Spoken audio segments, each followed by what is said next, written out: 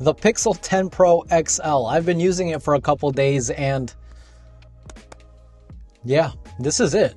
First of all, the cameras. I mean, come on, you can't say Pixel doesn't take incredible looking photos, and now the Google Pixel can even do 100 times zoom, matching that of the S25 Ultra. But how well do they actually stack up against each other when taking 100 times zoom photos? Well, take a look for yourself. I think the difference is absolutely massive, and the clear winner here is the Pixel. Now, I'm going to go on a little rant here, so if you guys do want to skip ahead to the continuation of this video, go ahead and go to this timestamp. So for those of you who are still here, hi. So let's talk about how Pixel can actually achieve those great looking photos even at 100 times zoom.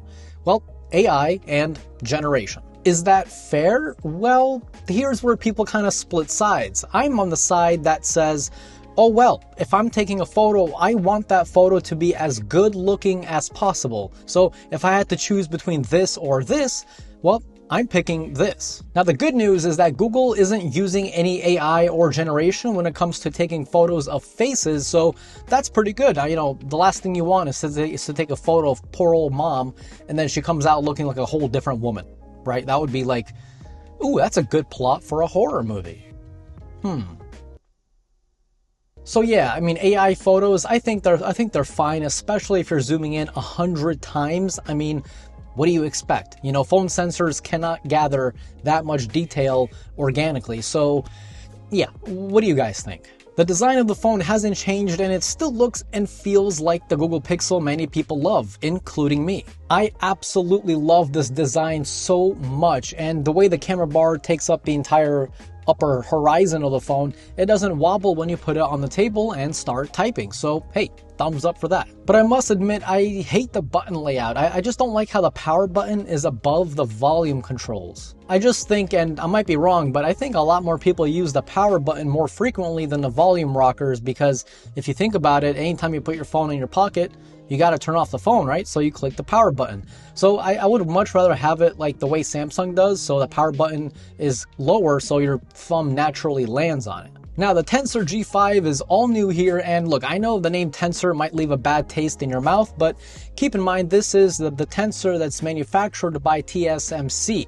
And if we take a look at the comparison against the 9 Pro XL, the difference in power is quite dramatic. That being said, I've experienced no issues, no lag, and I can't believe I'm saying this, but so far I haven't even experienced any signs of overheating, and to me that's crazy. If you're new here, I've reviewed all the Pixel phones from the Pixel 3a to, well, now the Pixel 10 XL. Every single Pixel phone I've had overheated except the Pixel 9 series. So I was really hoping for Google to continue this trend, and by the looks of it, they have. Another thing I love is how Google implemented MagSafe to the Pixel. It's called Pixel Snap and it works identically to MagSafe. Any accessory you may have already laying around with MagSafe, which I assume if you've never owned an iPhone, you don't have any of them, because why would you, right? So again, this is Google's way of kind of saying, hey iPhone users, come over, your accessories will work, you know what I mean? So yeah, I mean, it's awesome. I'm all for it. I hate using a special dedicated case for MagSafe, so now that it's built into the phone, that's perfect. Material 3 Expressive has also been very pleasing these past couple days, and you know, look, while it's not a massive complete overhaul, it is still a nice revamp of what we know and love, with subtle changes looking impressive and very, very responsive. Just look how the notifications react when I dismiss one. The UI of other notifications also kind of move around. It's small stuff like that that really make the phone feel, dare I say it, alive. And it might as well be alive with all these crazy AI features this phone is packed with. I've said this in my Pixel 9 Pro XL video, and by the way, yeah, they do look pretty much identical. This is the new color, Moonstone. I love it. But in my Google Pixel 9 Pro XL 1 year later review, which I only uploaded a couple days ago, by the way, if you haven't seen it, go watch. But in that video, I said Pixels aren't supposed to be like the most powerful phone out there. I don't even think Google is aiming for that, to be honest.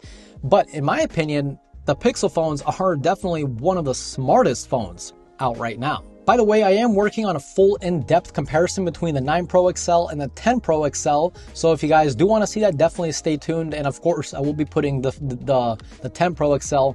All these names got me confused. I'll be putting the 10 Pro XL up against the S25 Ultra, so definitely be on the lookout for that. Charging speed of the Pixel has also increased. We're looking at 45 watts for the 10 Pro XL, and that is great. It's not as impressive as something like the 80 watts on OnePlus or even some Xiaomi phones that go over 100 watts and charge completely in like 15-20 minutes.